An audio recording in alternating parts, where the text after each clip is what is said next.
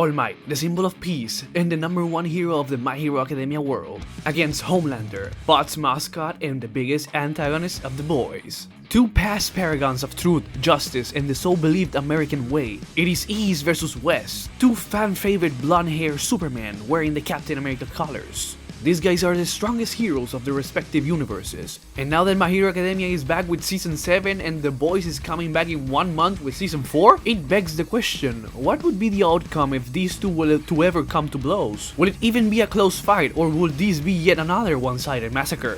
This is what we will be answering today. So without further ado, let us begin. So to begin, I will go over everyone's favorite milk-loving sociopath and break down Homelander's strength and durability. Now, to truly understand Homelander's strength, we can upscale him from characters like Maeve and Soldier Boy, both of which he has overpowered in the past. With Maeve herself being able to survive a city block explosion in the form of Soldier Boy's energy explosions. And given she survived this while being badly hurt and fatigued after battling Homelander himself, would easily put her above this city block level of durability, which would also upscale Homelander as well. And Homelander himself has survived a similar feat in the form of a chemical plant explosion, something he tanks with no visible damage. Keep in mind, this was in his early years, meaning he should be a lot stronger in the current time.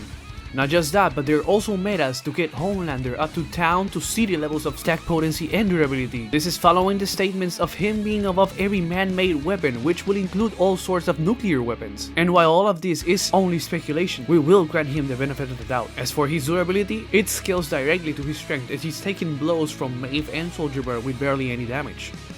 Now, as for the symbol of peace, his overwhelming power has set a standard up to the present day of My Hero Academia, with characters such as 041 Shigaraki and the latest Stars and Stripes being compared to him and falling short of his overwhelming power standards.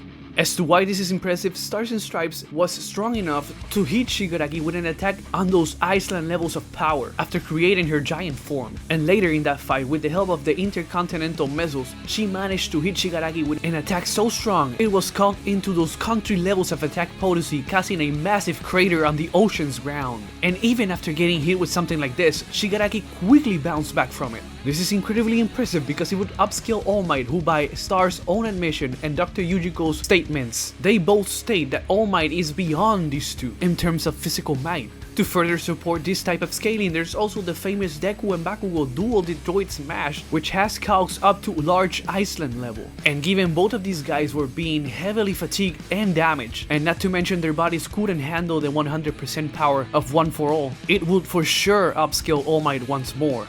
So even when most of All Might's on-screen feats range from city to mountain level stuff, he actually scales far above this. As not only were all those feats done by a weakened and diminished All Might, but it wasn't up till recently in the war arc that it's implied that Deku and Shigaraki finally surpassed him.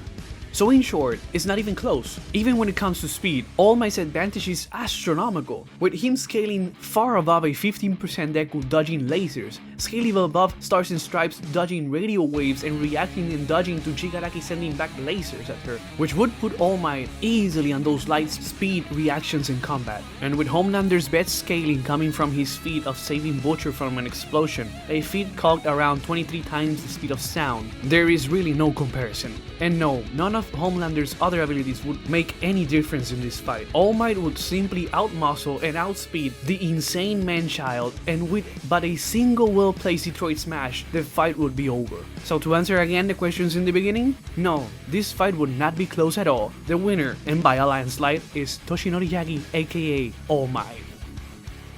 If you like this type of content, be sure to let me know down in the comment section. Please like and subscribe to the Fictional Matrix, and see you all on the next video on the Fictional Matrix. God bless you all.